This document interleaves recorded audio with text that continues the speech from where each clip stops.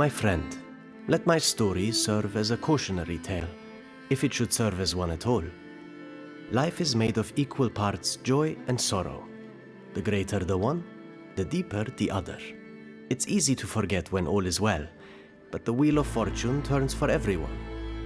You cannot escape what fate has in store for you, but if you are smart, your suffering will make you stronger. I have known both famine and feast. When I married Princess Badra, life was a beautiful dream for a time. Badra, a name as soft and full as the moon itself, rounded and shapely like the figure of my beloved, as she lay beside me, swathed in finest silks. Her dark-rimmed eyes shone, luminous as stars. Her teeth were like pearls, and her laughter more delightful than wine. Her perfume filled my soul and turned my head, and I forgot for a time that the winds do not blow as ships desire. One calm and tranquil morning, a traveling merchant appeared at the palace. Badra invited him in to rest and offered him a cup of wine to soothe his weary soul. He thanked her for her hospitality and offered her a beautiful lamp as a parting gift. The moment my beloved laid her delicate finger on the lamp, a storm of sparks surged from inside, enveloping her in a swirl of smoke. Badra's ruby lips parted to call for help, but no sound escaped them. She was aspirated into the lamp, which slammed shut with an ominous clang.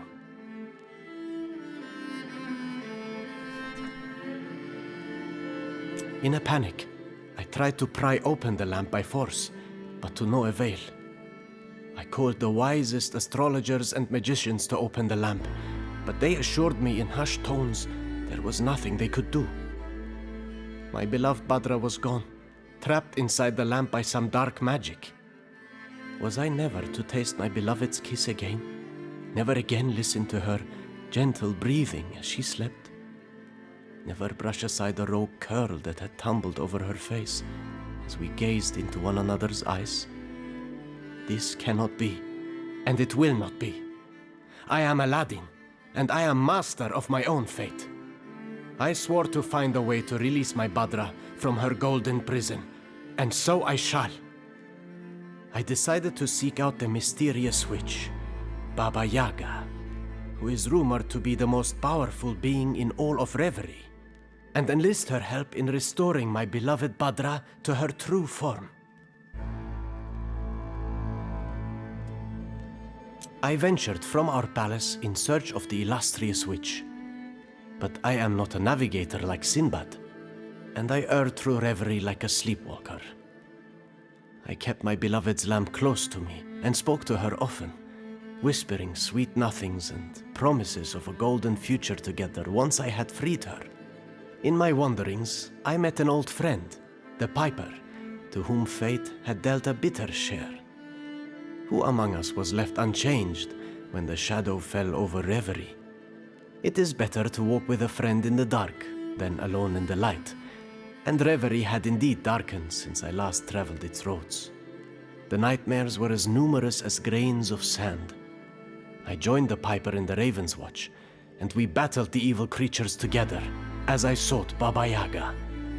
The Piper had once known her well, but she hadn't been seen for quite some time. My best chance of finding her was by staying with my friend.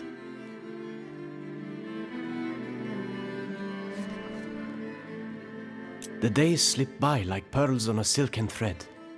I never felt closer to Badra than in those quiet moments, when I would regale her with the details of the day's battles.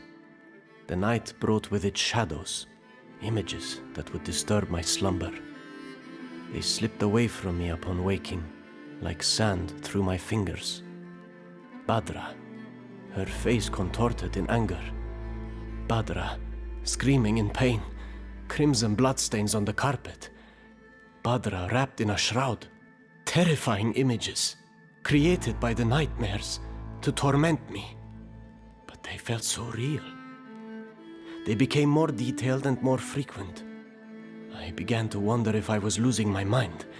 Was I possessed by the nightmares? Or was it something worse? My encounter with the famed Baba Yaga did not go as I had envisioned. Instead of freeing my beloved from her lamp, the witch claimed Badra's fate was beyond her power. Badra could not be freed from the lamp, as she was not in the lamp. Badra was dead. I refused to believe her. I had seen Badra disappear into the lamp, smelled the magician's sulfur and seen the sparks. Baba Yaga cackled her evil laugh. Those images were tricks of the mind to lead me into madness. My beloved was deceased, and I was weak, nothing more than a pawn in her games. Upon hearing her words, the floodgates in my mind opened, and memories of Badra came rushing in. I was overcome with emotion. In keeping out the memories of sadness, I had been holding back on moments of joy as well.